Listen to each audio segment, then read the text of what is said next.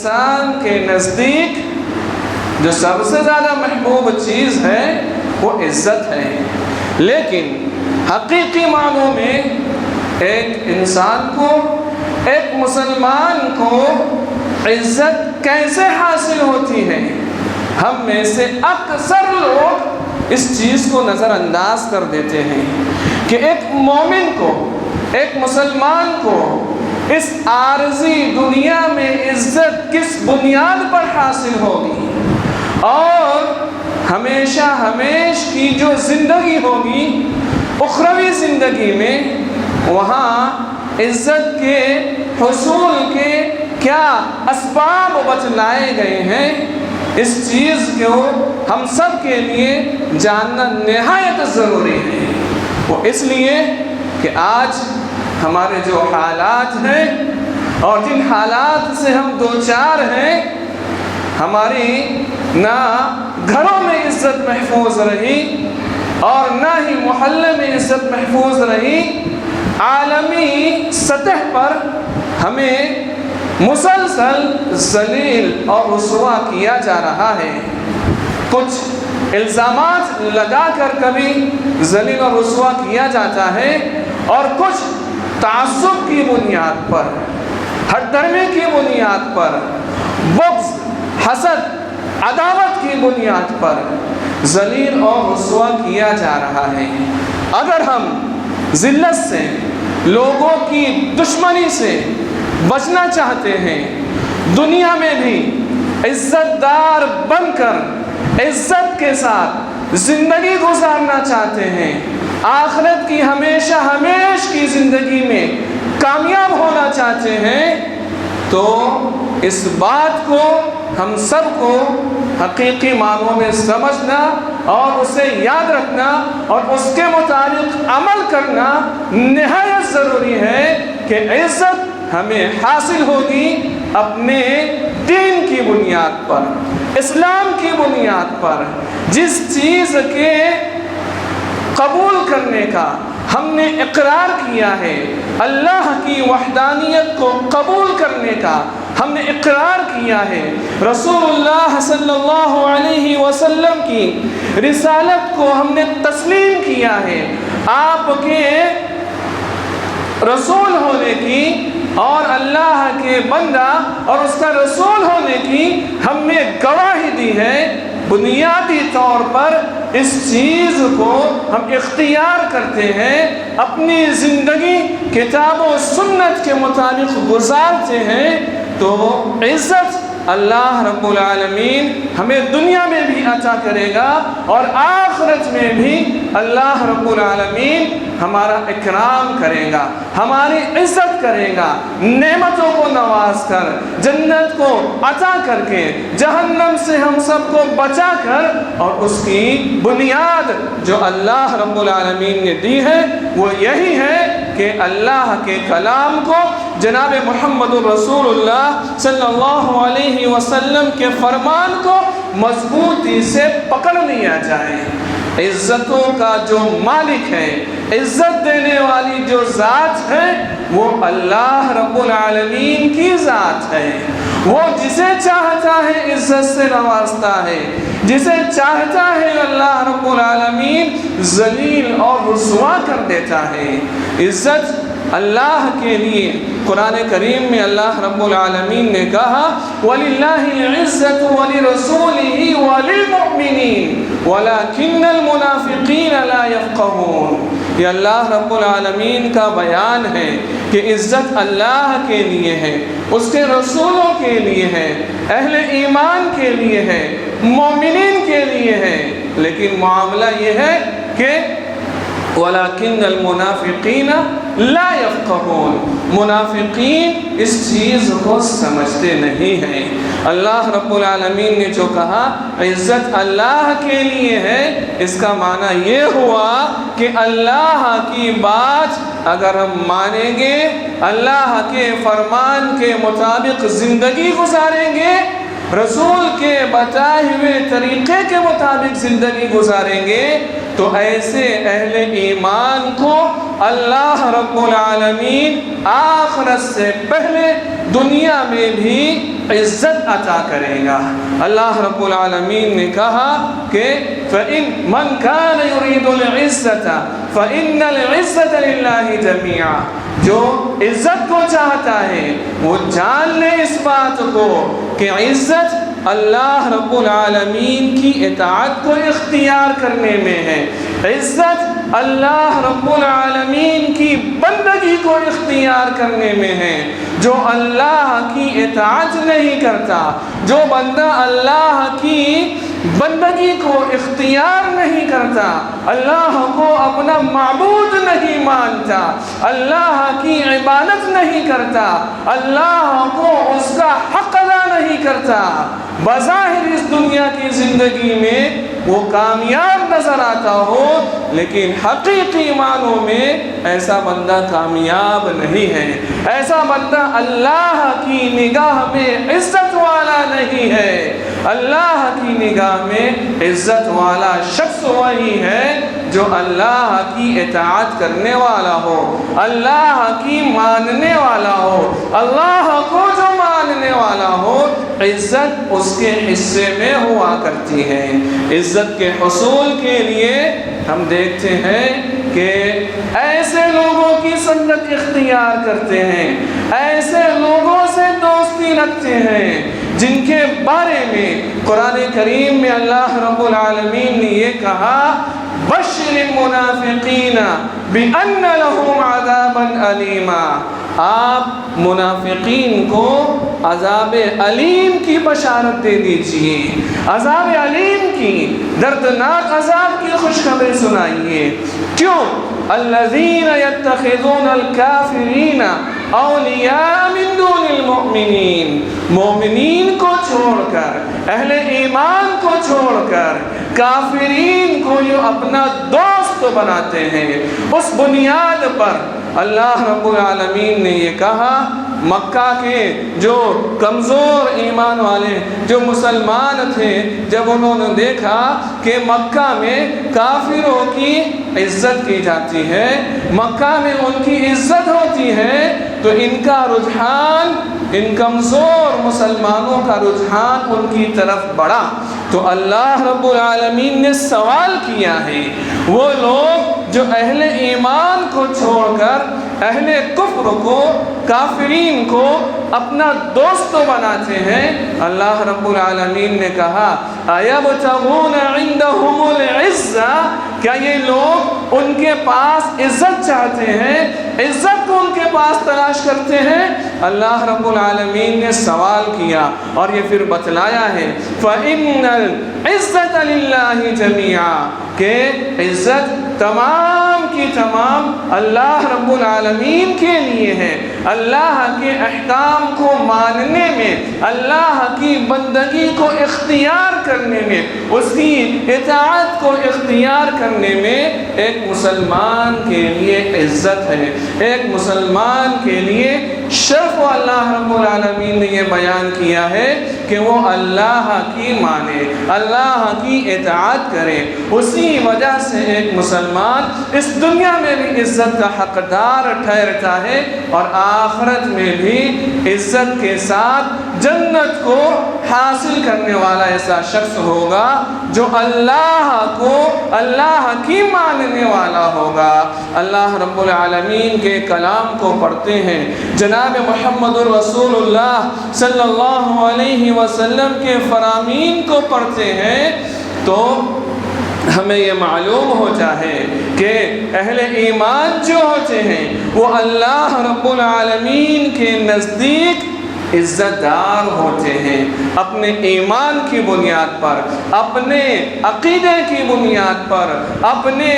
عمل کی بنیاد پر، اپنے اخلاص اور اپنے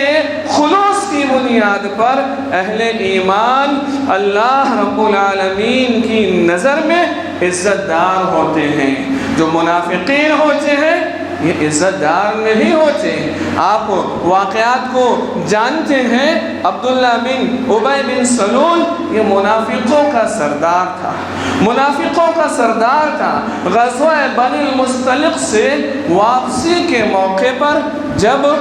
دو صحابہ میں جھگڑا ہو گیا، انصار اور مہاجرین میں جب جھگڑا ہو گیا اور ان دونوں نے انصار کو اور مہاجرین کو اپنی مدد کے لیے پکارا، تو عبداللہ بن ابی بن سلول نے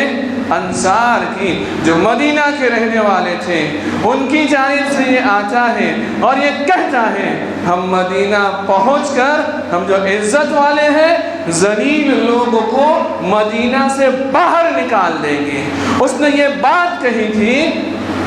انصاری صحابہ کے درمیان۔ اسی موقع پر زید بن ارقم رضی اللہ عنہ یہ وہاں موجود تھے۔ عمر فاروق رضی اللہ عنہ کے پاس جاتے ہیں اور یہ بتلاتے ہیں کہ ایسا ایسا عبداللہ بن ابی نے کہا ہے، تو پھر یہ اللہ کے رسول صلی اللہ علیہ وسلم کے پاس پہنچتے ہیں، آپ کے پاس جا کر بتلاتے ہیں کہ معاملہ ایسا ہے۔ اللہ کے رسول بلواتے ہیں، تحقیق کرتے ہیں، یہ کیا تم نے ایسا کہا ہے؟ منافقوں کا یہ سردار اس بات سے انکار کر دیتا ہے، اس بات سے انکار کر دیتا ہے جس بات کی خبر زید بن ارقم رضی اللہ عنہ نے دی تھی کہ اس نے ایسا کہا ہے کہ جو عزت دار ہے وہ ذلیل لوگوں کو مدینہ سے نکال دیں گے۔ اللہ کے رسول صلی اللہ علیہ وسلم نے جب تحقیق کی، جب پتہ چلا تو اس نے انکار کر دیا اس بات کے بارے میں کہ اس نے ایسا نہیں کہا ہے۔ زید بن ارقم رضی اللہ عنہ کو سخت ملال ہوا، یہ بہت پریشان ہوئے۔ اس سے یہ معلوم ہوا کہ اللہ کے رسول صلی اللہ علیہ وسلم اگر غیب کے جاننے والے ہوتے تو آپ تحقیق نہیں کرتے، بلا کر سوال نہیں کرتے، فوراً فیصلہ کر دیتے، لیکن آپ نے زید بن ارقم رضی اللہ عنہ کی بات کی تصدیق نہیں کی، خاموش ہو گئے، عبداللہ بن ابی کی بات کو مان لیا۔ اسی موقع پر اللہ رب العالمین جو انسانوں کے بھیدوں کو سینوں میں جو کچھ ہوتا ہے، جو وسوسے ہوتے ہیں، جو باتیں چھپی ہوتی ہیں، اللہ رب العالمین نے قرآن کریم کی سورہ المنافقین کو نازل کیا اور یہ بتلایا کہ زید بن ارقم رضی اللہ عنہ نے جو بات کہی تھی منافقین کے بارے میں، عبداللہ بن ابی کے بارے میں، وہ بات سچ تھی۔ اللہ رب العالمین نے سورہ المنافقون میں کہا یقولون لئن رجعنا الی المدینہ، وہ کہتے ہیں منافقین نے یہ کہا تھا، اللہ نے آیت نازل کر دی، زید بن ارقم رضی اللہ عنہ تسلی ہوئی کہ ان کے حق میں اللہ رب العالمین نے قرآن کریم میں ایک سورہ نازل کر دی، اور منافقین کی جو چالیں ہیں، ان کی جو سازشیں ہیں اہل ایمان کے بارے میں، صحابہ کرام کے بارے میں، رسول اللہ صلی اللہ علیہ وسلم کے بارے میں، اللہ رب العالمین نے اسے لوگوں کے درمیان واضح کیا اور اللہ نے عزت دی زید بن ارقم رضی اللہ عنہ کو، اور اللہ نے عزت دی رسول کو، اللہ نے اہل ایمان کو عزت دی کہ وہ منافق خود اپنے گھر میں اپنے بیٹے کے ہاتھوں ذلیل ہوا۔ جب مدینہ پہنچے اس موقع پر یہ منافقوں کا جو سردار تھا اس کا بیٹا عبداللہ یہ کھڑا ہوتا ہے اور اپنے باپ کو روک دیتا ہے اور کہتا ہے کہ جب تک رسول تمہیں اجازت نہیں دیں گے تب تک تم مدینہ میں داخل نہیں ہو سکتے۔ رسول اللہ صلی اللہ علیہ وسلم نے اجازت دی، منافقوں کا یہ سردار مدینہ میں داخل ہوا۔ کہنے کا مطلب یہ کہ اس نے جو حقیقی معنوں میں عزت دار تھے، جو رسول جنہیں اللہ رب العالمین نے رسالت کے مقام سے سرفراز کیا تھا، اہل ایمان جنہوں نے رسول اللہ صلی اللہ علیہ وسلم کی رسالت کو تسلیم کیا تھا،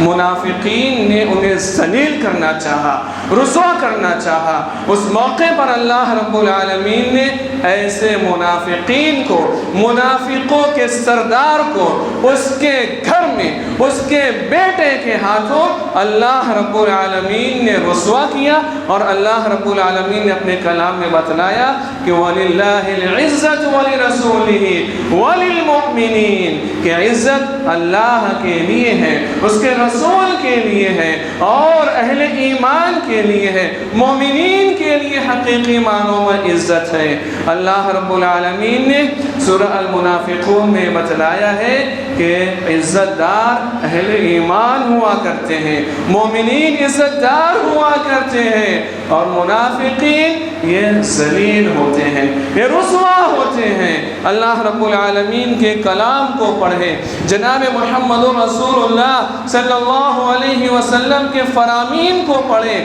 آپ نے ہماری جو رہنمائی کی ہے اس حوالے سے کہ ہم کیسے عزت کو حاصل کر سکتے ہیں، کیسے عزت کو ہم پا سکتے ہیں، اس جانب بھی جناب محمد رسول اللہ صلی اللہ علیہ وسلم نے ہماری رہنمائی کی ہے۔ اللہ کا کلام قرآن مجید یہ وہ کتاب ہے، یہ صحیح مسلم کی روایت ہے۔ اللہ کے رسول صلی اللہ علیہ وسلم فرماتے ہیں ان اللہ یرفع بهذا الكتاب اقواما ويضع به آخرین۔ قرآن کریم یہ اللہ رب العالمین کا وہ کلام ہے، اللہ کی یہ وہ کتاب ہے جس کے بارے میں کہا گیا کہ اس کی وجہ سے اللہ رب العالمین لوگوں کو عزت دیتا ہے، سربلندی دیتا ہے، اور اسی کی وجہ سے لوگوں کو اللہ رب العالمین ذلیل بھی کرتا ہے۔ ہم اگر عزت کے متلاشی ہیں، عزت چاہتے ہیں، تو اس قرآن کو جناب محمد رسول اللہ صلی اللہ علیہ وسلم پر جو نازل ہوا اور جس کو مضبوطی سے پکڑنے کا ہمیں حکم دیا گیا،